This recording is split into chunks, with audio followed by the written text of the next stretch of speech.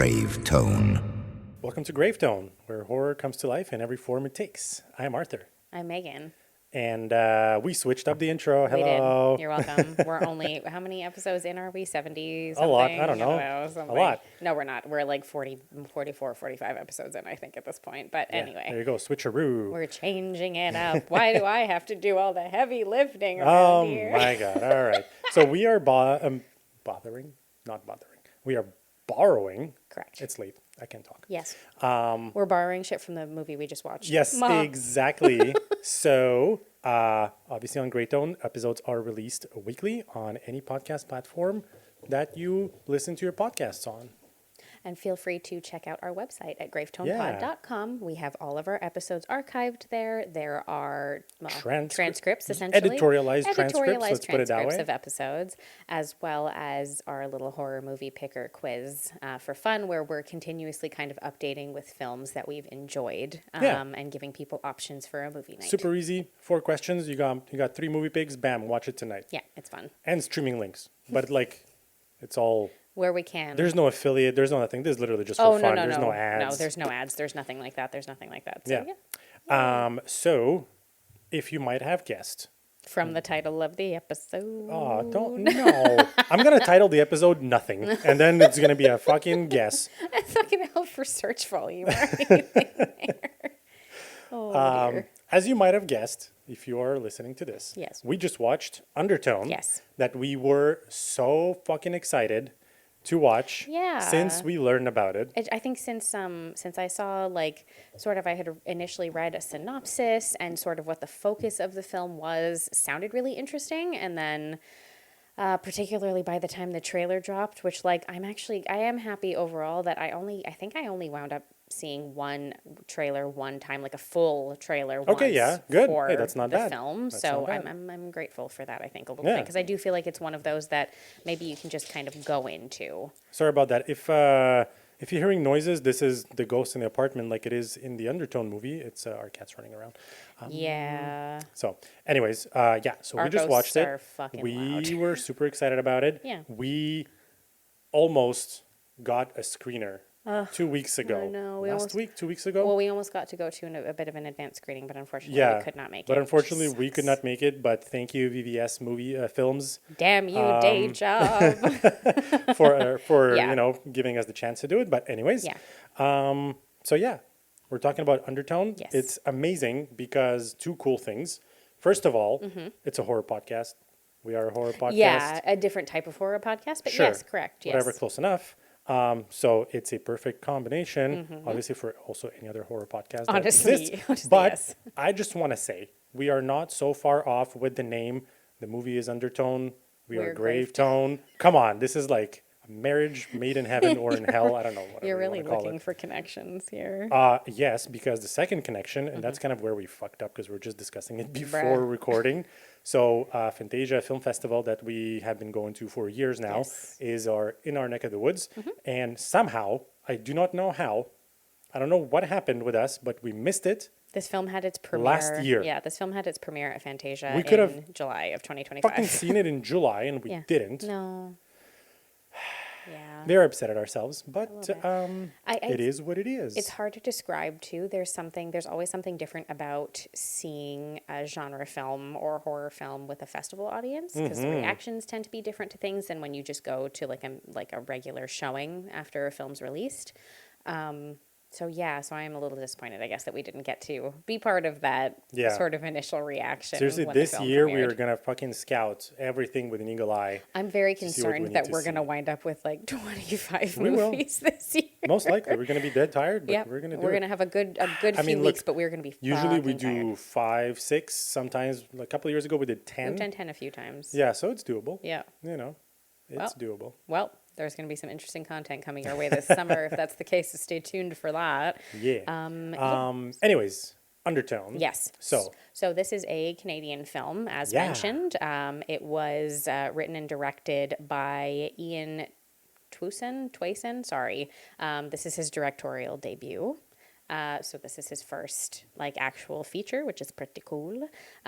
He grew up in the Toronto area, and the movie's filmed in that area as well. You know, I feel like it's meant to be set there as well, because there is mention between two characters briefly in a phone call towards the beginning of the film, where someone mentions going to get some particular type of food or snack or something in Waterloo. Yeah. And I clocked it, and I was like, oh. Right. Yeah. Because Yeah, I hadn't paid attention. I hadn't read anything about the movie, like in terms of like the setting and like who made it, everything like that. I hadn't read anything at all. So I was like, oh, maybe, perhaps. I mean, hey, why not? Yep. Could be very possible, right? Makes a lot of sense. Okay, let me read the IMDb synopsis for everybody, just to give us Usual crap synopsis. while we're setting the tone.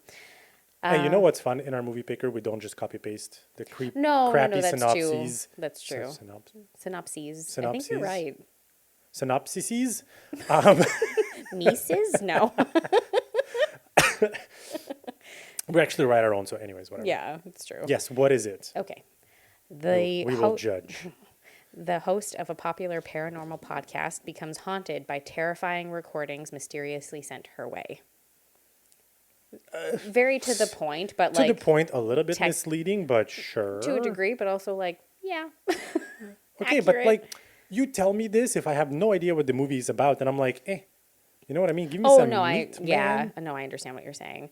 Let me go through. I want to change it up a little bit too, because I feel like I sometimes forget, or I never get to cast and stuff like that ahead of time, and I should probably do that more than I do. I'm sorry, I'm not good at it. So the film primarily only has two characters that are on screen. However, there are some characters who we learn about through recordings or through, as I mentioned, phone calls and things like that. So there are little aspects of that to keep in mind. The lead character's name is Evie Evangeline. She is played by an actress named Nina Kiri, who is largely known for playing Alma in The Handmaid's Tale. She was also in White Lotus.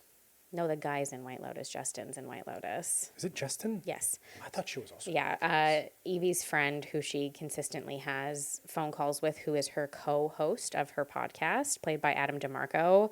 He has been in actually a ton of different series. The Magicians, The Order, as well as the second season, exactly like Arthur mentioned, of White Lotus.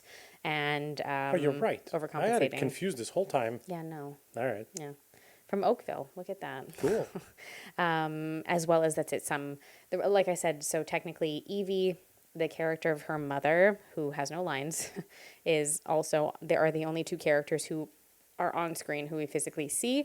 Everybody else is through phone calls, recordings, etc. That's how you get every other character. Yeah, it's kind of like a very special kind of movie, because if you are going in there expecting some kind of crazy, lots of action scenes and a lot of, kind of scares that happen from every direction, it's not like that. It's very much kind of like Blumhousey, because it's set in one space and things happen. You know what I mean? It's very much singular location. It's very, it's atmospheric. It's more atmospheric and tension building as opposed to action-packed. No, definitely not. That is not like what the film is or what the film does, and definitely not what it's meant to either. No, it's not meant to, but that's why there's so few characters, let's call it that way. True, because, it keeps you in that isolated setting. And that's it. For what occurs, we're not getting into spoilers immediately, but for what occurs throughout the course of the film, you want Evie in that isolated setting. Exactly, because you're kind of like living whatever's happening in the movie through her, definitely, eyes, I guess, if you want to call it. Yes, exactly. So that makes sense. Okay, so do you want to give maybe your overall first impressions? How are you feeling about it now? Okay, so right now, because we are recording, a horror podcast, I'm creeped out. Yeah, that's fair. You know what I mean? I'm like, oh my God, I'm putting on the headphones. What's going to happen? I don't think my headphones are as noise canceling as hers they are. They were great. That was terrifying. You'd never be able to catch me doing that, because I'd be like... I know, right? We were watching it, and afterwards we didn't talk that much about it. We just kind of started recording, but we were like, man, she had really good gear. Yeah, I know. She had really good setup. She had a pretty decent microphone. Her headphones are great. I think they have the same splitter that we do. I think she did. It looked very similar. It looked very similar, yeah. So anyways. That was really funny. I very much loved it. Okay. But only after I saw the whole thing. In a sense that the first half, I would say, is very much slow burn. Yes, it's a slow build. Yeah. And there are things that are happening. Yeah. So like it does keep you, I guess, intrigued in a way, but it is pretty slow. Again, I think it's on purpose. you don't want it to be too fast. You know what I mean? Because they do have No. like, and this is not a spoiler. It's in the trailers, whatever it is. There's like 10 files that they have to go through that are sent to them. Yes. So they're kind of going through, and that built the whole tension and everything. But man, when they're getting towards the end and shit hits the fan, holy crap! Like I could not stop looking. I was freaking out. My heart was pounding. Like it was good. I really, really liked it. Okay. Yeah. Yeah. I'm trying to sort of compose my thoughts. I thought that there were so many aspects of it that were so interesting. It was very well put together. I know that everyone, obviously, and there is no surprise here that yes, the main feature of this film is its sound design, of Yes. course, from A to Z. It was That's where the scares are. The scares are definitely auditory more than very, visual. very much so for Yeah. sure. It was that was excellent. Like I have like no notes. It was. Who is the music editor, or I don't know what you So call it? I mean, okay, so there was a composer Yes, a because composer. Yes, there yes, is yes, that's the partially right that. word. So Shanika Lewis Waddell, who Wow. did the composing itself of the film, this seems to be the only credit that I'm seeing Oh, okay, to damn. her name as of yet.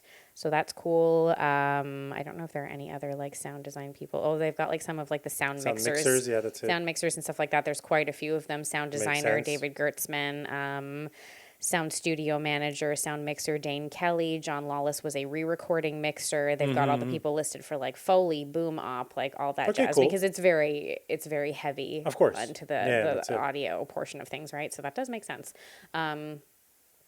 So like that, there were quite a few, I would say also like visuals, uses of the camera that were interesting, that were like good at, again, maintaining and building the tension. I thought that was really cool. I liked that. I thought that was great. The cinematographer's name is Graham Beasley. He was the DP on the film. He did a wonderful job, in my opinion, as well. I thought there were like quite a few shots that were either just interestingly framed or did a very good job at making you uncomfortable, which I think was their goal. Yeah, of course. That was the goal. Overall, particularly considering that there are two, exactly like we mentioned, a few characters who are fully off screen, who we only get little snippets of essentially. I thought that way that overall the performances were pretty good. There were some characters that got on my nerves, but that was just for reasons. It had nothing to do with the performances of the actors themselves. It's really just that it's like the writing and stuff for the character. I'm like, seriously, we're doing this? Okay. But I will say that I didn't mind. I get the slow burn. I get the tension building. I get all that stuff. I think it went on for too long. Oh yeah. I wasn't loving. Like I feel like they were the number of times that there were not complete fake outs, but like the same sort of framing device was reused very frequently, and it got a little bit. I was kind of hoping that there would be something a little different with it after a while. And again, I'm not going to get into it too much right now, but that's it, certain aspects of the ending that I was kind of like, oh, okay. So, Okay. yeah, so I was, in between a little bit. I quite enjoyed it, but it wasn't, I guess it's not I don't think I'm ranking it as high in my head right now as I thought I was going to. Wow. Yeah. Okay, so how many digs?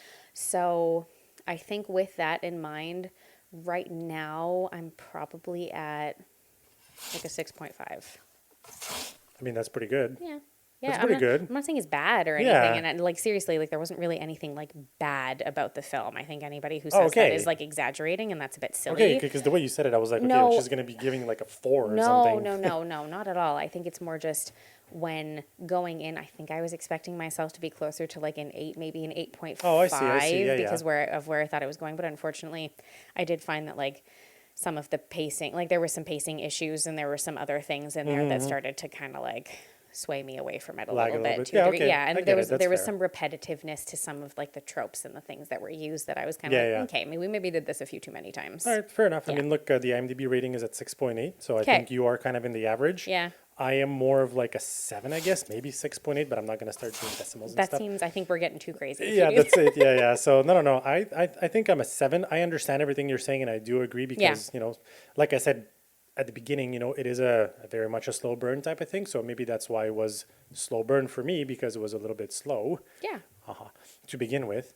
But the second part did overtake it for me in terms of the score. I get that. You know what I mean? Yeah, I think that's it. I think we just have slightly different feelings about it. For me, it didn't quite recover as much as I wanted it to. I see. With that, like, Okay, but also with the latter like third of the film, I was yeah, like, okay. this movie is also one of those kind of like ghost hunting things that Yeah. might happen, and it's a psychological thing. So they, as you know, they affect me a little bit more Yeah, than that's any other type true. of horror. So I think That that's is why true. it fucking creeped me out much more, and I gave it a higher Yeah, score. you know what? It's true. We've talked about this previously. That does make sense, honestly. Yeah, Because you that's do it. have a tendency, and it's like, that's it. Things to do with hauntings, possessions, all that stuff. Those are the types of movies that have more of a visceral effect on you than they do on me. Like the jump scares, all that stuff, they work on me. Of course they do. Like they're built that way for a of reason, course. obviously. So they do have an effect on me, but I don't have the same emotional response to them that you do. Right. Yeah. Yeah, that's fair. Yeah, I no. get Do we want to get into the spoilery side of things so that we can talk Yeah. about our favorites and some plot points and a few other things here? or there? Absolutely. Okay, spoilers, guys. We have Gary. Fred, what are you doing? Fine. Don't take his job. Gary. He's dead. Like, Wow. Have respect. He's for the, slow. Have respect for the dead. You've been warned. Spoilers ahead. okay. So, sorry. I'm sorry. I've been traveling for work. I'm exhausted. It's very late. I am like, I cannot believe it's great. not Friday right now. I'm so tired. I need it to be the end of This this is week. very good energy for this episode. It's perfect. Yeah. So, as mentioned, that's it. Evie and her friend Justin, played by Adam DeMarco, they co-host remotely, like, because he lives in London, she lives in Canada, obviously. They co-host a paranormal podcast together called the Undertone podcast, in which they generally seem to have people who submit stories or call in and recount some sort of like maybe experience that they've had, a story that they've heard, something, you know, from history in some capacity, whatever it is. And the way that they play it on the podcast is that Evie is the skeptic of the two of Yes. them, who always tries to debunk things, and Justin is the one who leans a little bit more into the direction of potentially I like that, believing these stories. how they It's did a it, it's yeah. a cool framing device. It's fun. I think that's a good dynamic, and they have a good banter. They have a good dynamic when they're recording. Like, you can hear it, Yeah. you know, where you're like, Yeah, okay, that's it. like this would be like an interesting kind of podcast to listen to. Yeah, that's it. They're sent 10 files from what's essentially an anonymous email, basically. 10 files of audio recordings that they begin to listen to for the podcast to try and dissect what they are, that are essentially like claiming some sort of haunting that happens to a couple named Jessa and Mike. We eventually find out what both their names are.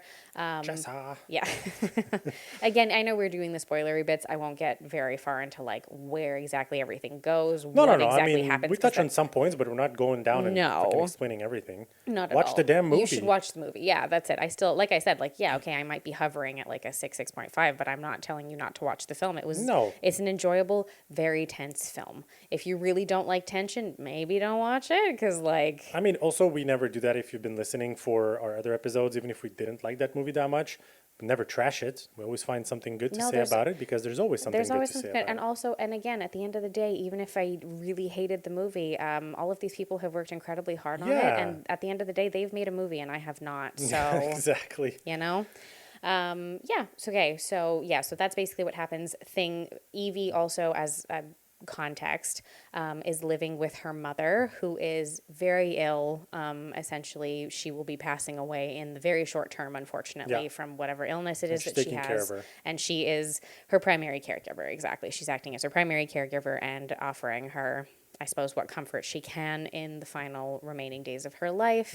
I do think it's important to note that obviously Evie grew up in a very religious household. Yes. Her mother has religious paraphernalia all over the house and was somebody who was clearly quite devout when she was, you know, able to attend mass, all of those things. Sure, they could be porcelain dolls or She whatever does, they are. of saints and things like that. Yeah, she like it's weirdly, those are always the aspects of of stories like this that freak me out a little bit more. I didn't grow up in a very religious household, so there wasn't really any paraphernalia lying around. So every time I see that in a film, in a house that there's just like crosses in every room and like a very heavy sort of leaning into that, I'm like, this is a little bit scary. Like it freaks me out a little bit. I don't know what it is. I have a weird response to it, but I'm always like, oh God, okay. Like I wouldn't know what to do if I showed up in a house and it was like that. That's a haunted house for you. Yeah, kind of. Maybe it is. I don't know. Okay, so 3 favorites. Do you want to start? Do you want me to start? Sure. 3 favorites. I mean, there is. So I like a lot of things. We kind of touched upon them already. Obviously, the sound design and everything is stellar. Yeah, we might repeat ourselves a little bit with these. Sorry. Yeah, but I mean, you know what? I liked some of the scenes. So the photography, I guess the DP is Yes. responsible for that, right? Yeah.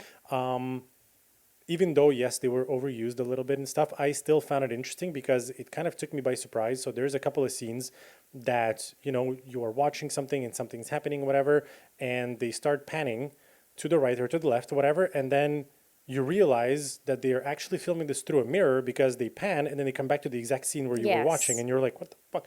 It fucks with your head. Yeah, it does a little bit. Yes, definitely. And why I'm saying that, because this is like such a simple thing, you know what I mean, to be doing in a movie, I guess. Yeah. There's not kind of any special effects. There's no like, cutting and whatever it is. Why is that this ties along with the whole aspect of when they're listening to the audio files. Yeah. There's, obviously weird sounds there, and, those people, that couple talking and things are happening to them.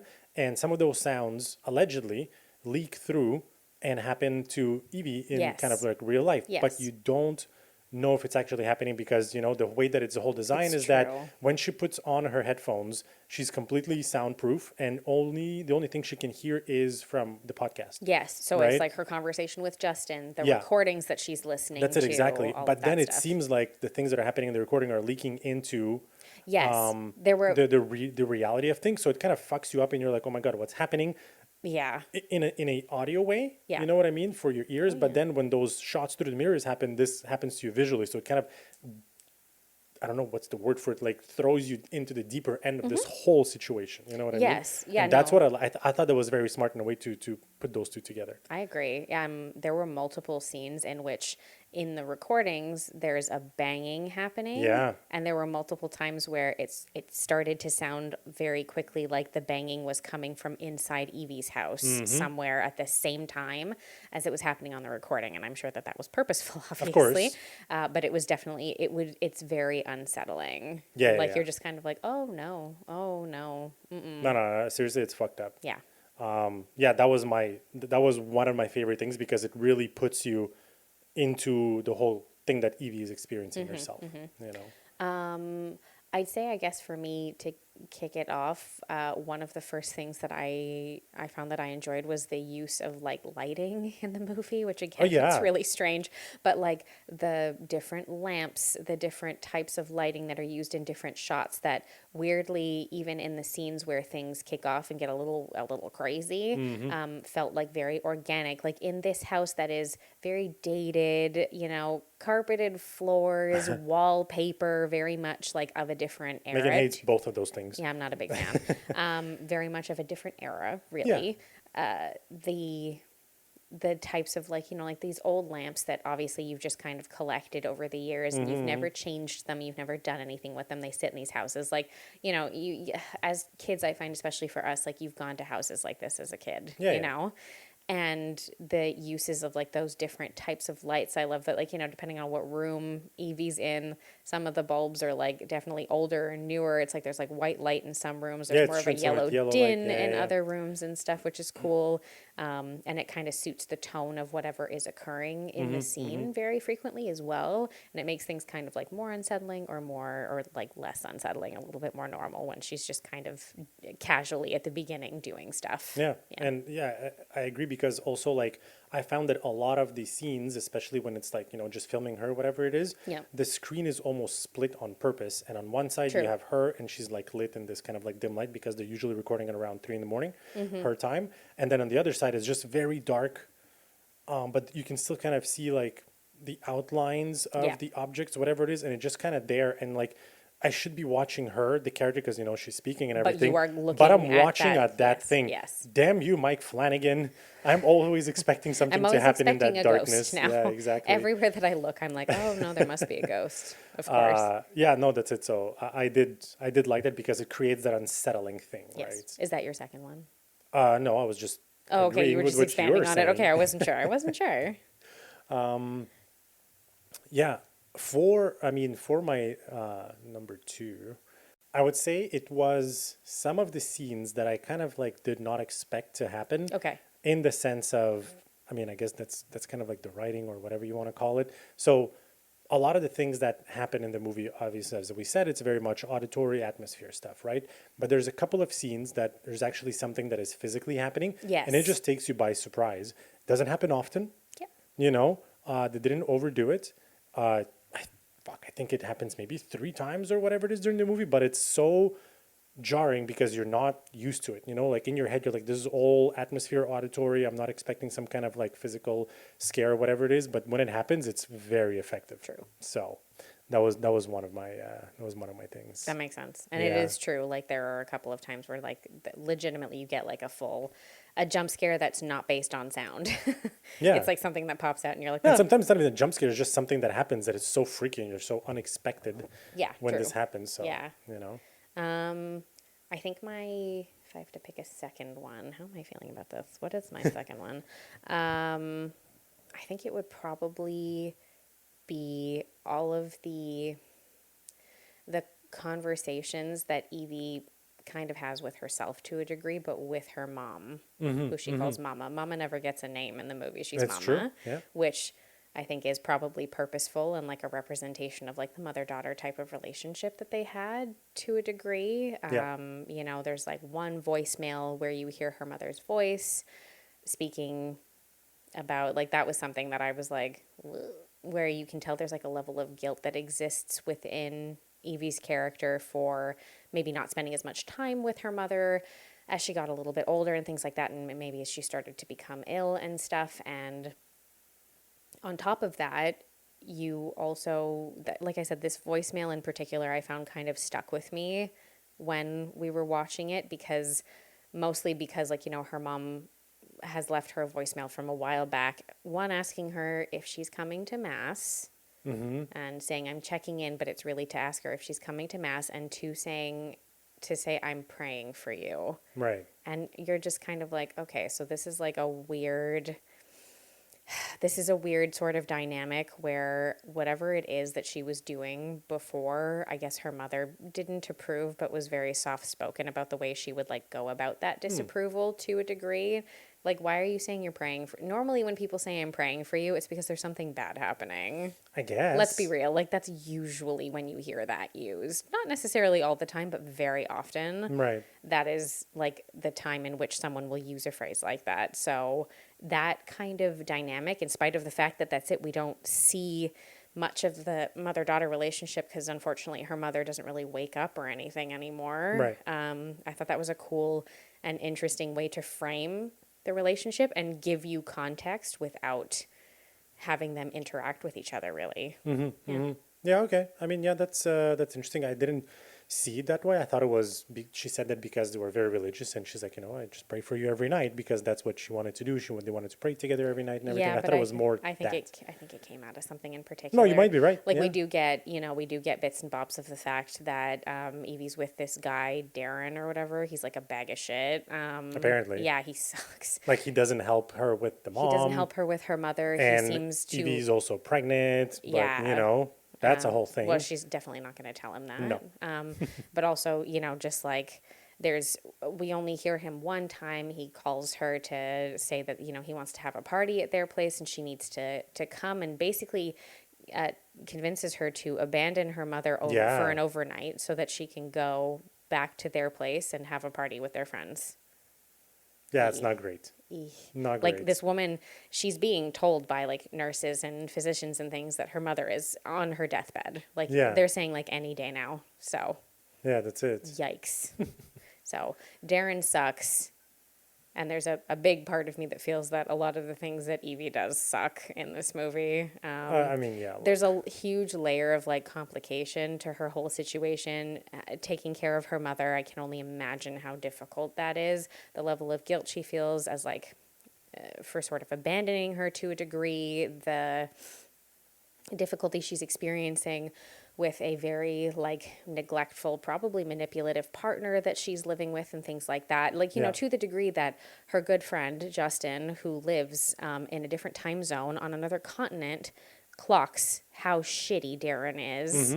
You know, you shouldn't be able to pick up on that from a distance. If you can, there's a big problem. Yeah, that's it. And she even said that she might get her own place. Oh yeah, no, I'm pretty sure throughout the course of this, she's making the decision to end the relationship, obviously. Yeah. She's also making the decision to terminate the pregnancy. So. Right. So that kind of ties it into my third thing is that the whole kind of like under layer of her discovering that she's pregnant and deciding probably to end it. And actually what happens with the main, I guess, meat of the movie. I'm not going to talk about it. I think it's too much. We can say it's a possession sort of situation in a sense, yeah, but it's like related to babies and everything. Anyways, whatever. So there's whole thing. There's like a folklore sort of element that ties into it. That was actually I think that might be my third favorite thing. I thought that was fascinating. Okay, that's it. So exactly right. So that was very, very interesting. Yeah. The way that they tied it in together, in terms of like what's happening on their podcast, what is happening to her, and what that possession all means and everything. Very clever. It was very clever. Yeah. I like that a lot, especially the let's say the ending. I'm not going to say what the ending is. I'm just going to say how it happened, in a sense that after some of the really, really intense scenes that happen in there, the movie, and this happens like a couple of times during the movie, the screen just goes black. Yes. And you're sitting in this dark room and all you hear is just the sounds, and you kind of like interpret and make up what is going on in the movie, and that's it. So again, I'm not going to say what it is, but that's how it happens. So there's a lot of, in a sense, a lot of things left to interpretation. But like, let me tell you, when you're sitting in a dark room after everything that happened, it lets your imagination run wild. I think with the sound and stuff. Like that was amazing. I think atmospherically and like technically, I thought that was like really interesting. I don't know if I love I don't know how I feel about the ending right now. Yeah, I don't know if I loved it. Yeah. I don't know if I loved it.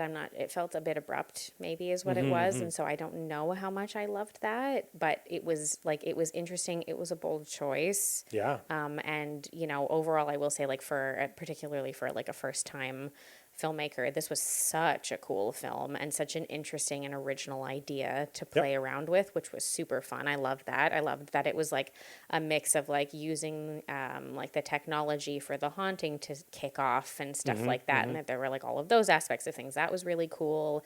I appreciated how I think actually, that's it. I really liked how the conversations between the characters, particularly between like Evie and Justin, felt very conversational. So I thought they were really well written. Like they talk to each other like they've known each other for a while. Right, yeah. They cut each other off a little bit while they're speaking. Like, they do that stuff that you do with people who you know well. You're not being formal with them, and it didn't sound like rehearsed and stuff, which I thought was good. I really liked that a lot. And yeah, I think Nina Kiri's performance was really good. I mean, she was doing a lot of the heavy lifting. Did everything herself. She was the only one on camera most of the time. She did a lot of the heavy lifting. And so, that's it. It wasn't like I really liked her performance.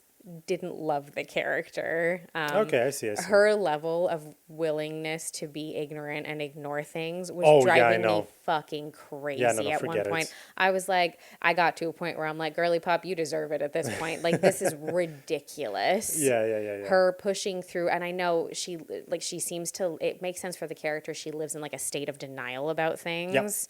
And pushing everything to the side, don't feel the feelings about it. It's fine. I'm fine. Every time Justin's like, how's your mom? The same, how are you doing? Oh, I'm okay. I'm okay. She's just pushing through. And it's understandable and it's a coping mechanism. And I get it. I feel like I would be a little bit like that maybe in a similar circumstance. But at the same time, like you want to like reach through and like smack her in the face because you're just like, what are you doing? Willful her willful ignoring of very clear big red flags, blaring red fucking signs right in her face, and she ignores them on purpose because she's in denial. Yeah, a sink that just running by Oh, my itself, lights goodness. turning on in the house. Like, are you serious? Like, what are you talking about? If I had gotten to the point that they had, like, by recording number 2 with even like 2 of the things that had happened already, I would have been like, nope, I'm done. Yeah, that's it. We're not I'm doing outta this. here. Yep. That's it. It would have been it for me. So yeah, so that I was just kind of like, oh, you're so annoying. I get it. Yeah, I understand. I mean, I also kind of clocked that in when But we were also watching it is, it. I get it. yeah, But, it's a narrative device for the film to move forward, which Of also makes course. sense because it wouldn't otherwise. But when you think about it in like a real world situation, you were like, nobody would fucking do this. Absolutely not. That's crazy. I mean, I don't think you want to see a movie where she's just like, fuck this, we're not doing this anymore. And then she goes shopping for the rest Yeah, of the that's movie. You know what I mean? exactly. That doesn't So make any yeah, sense. so I get it, even though she was driving me crazy. Yeah, I mean, gosh, final thoughts? Anything you want to? I mean, you know what? Definitely go watch it. It is better if you watch it in the movies as opposed to waiting on for VOD. That is true. It is just that very atmospheric thing. The sound experience alone is probably worth it. Yeah, the sound experience, like the way that they've done it, it is very kind of like stereo because Yeah. there's things happening all over your head, but sometimes only on one side, and sometimes like it's behind you, so that does create that extra tension. So I know, yeah, it's true. yeah. Anyway, as usual, all of our socials are at Gravetone Pod. Check them out. Do the thing. Follow us. Like. You can always. We really appreciate it if you would like to rate and review the podcast. Yes, That's that wonderful. helps That helps so us out a much. ton. That's wonderful. So thank you. If you would like to do that, that would be wonderful. As mentioned, check out the website at gravetonepod.com if you want to take a look at anything that's going on over there, like the quiz and stuff like that. Oh my goodness, next week. So I'm so excited for next week. It's ready or not too. Yay. That's going to be so fun. I'm not even going to care if I don't like it as much as the first one. I'm just going to like it regardless. No, it's going to be fun regardless. Who Yeah, cares? all I need is that specific cast, and I'm going to be like, Yeah. Yep, good. So I'm super duper looking forward to that. And then the week after that is They Will Kill You, which is going to be bonkers Which is going to be bananas. also super fun. I'm so looking forward to it. I think it's going to be Uh-huh. great. So you can keep up with all of that with us. But until next time, guys, stay scared and stay tuned. Ciao, guys.